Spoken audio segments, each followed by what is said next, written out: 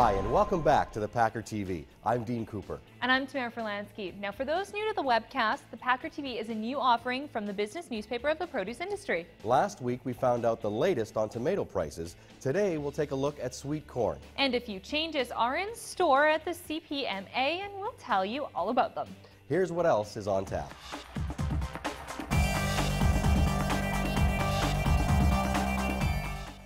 CPMA show sets a record attendance. What buyers should expect on cherries. And sweet corn moves from Florida to Georgia. Another attendance record was set at the Canadian Produce Marketing Association's 85th Annual Convention and Expo in Vancouver, May 12th to 14th. It attracted 3,300 people, and that compares to 2,700 last year in Toronto and 2,100 in Calgary in 2008.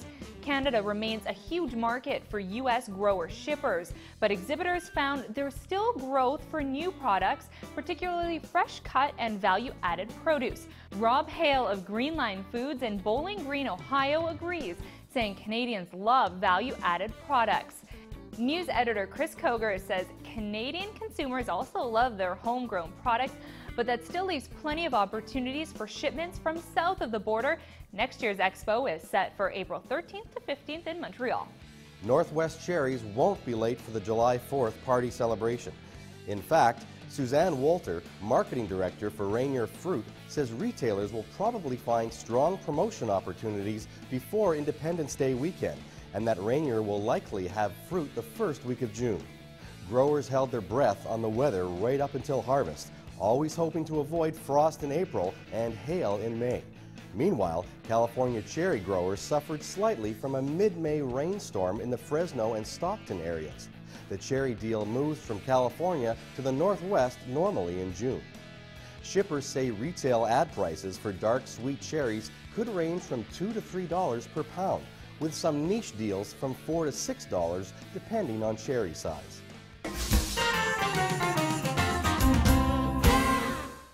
Adrian Abbott of BC Tree Fruits and outgoing CPMA chairman was named the Packers Canadian Produce Man of the Year. At CPMA's annual convention in Vancouver on May 14th, the Packer publisher Shannon Schumann presented Abbott an award for his 8 years spent in CPMA leadership.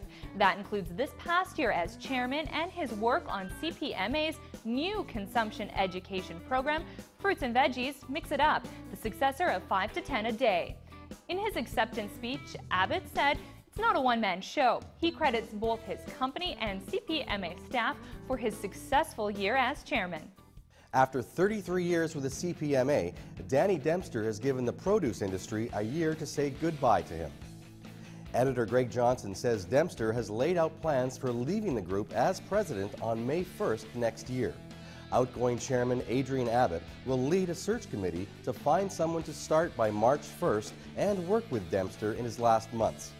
The timing was right for Dempster to step away, but he didn't rule out consulting after he leaves, saying, "I love these people. This gets in your blood. They're my friends and my family." Grower shippers expect strong demand for sweet corn as Florida shipments give way to Georgia in late May or early June. A truck shortage has limited how much sweet corn can leave Florida this spring. With the state's weather woes this year, there was limited movement and many truckers either moved to different shipping areas or went out of business. In mid-May, the USDA reported a price of $8.95 per crate on yellow, white, and bicolor corn from Florida, about the same as this time last year. The industry needs immigration reform and funding to fight invasive pests. That's the message Florida's fruit and vegetable leadership told Agriculture Secretary Tom Vilsack. Vilsack met with produce industry members in Tampa on his first official visit to Florida May 14th. Mike Stewart, president of the Florida Fruit and Vegetable Association, believes the industry urgently needs comprehensive immigration reform. He says the H-2A rules are making the program untenable and it is raising costs.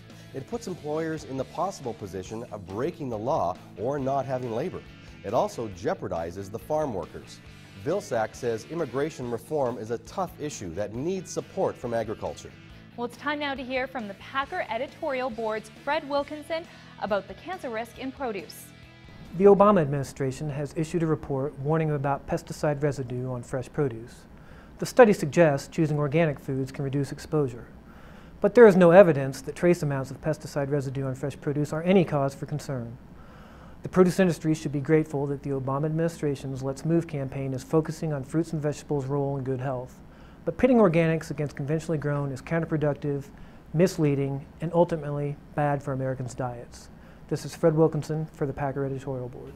Thanks for that, Fred. It's nice to see you on the show. If you missed last week's opinion piece on the Know Your Farmer program, be sure to check it out in the archives. To get there, it's as simple as clicking the link right above us. And we'll see you next week.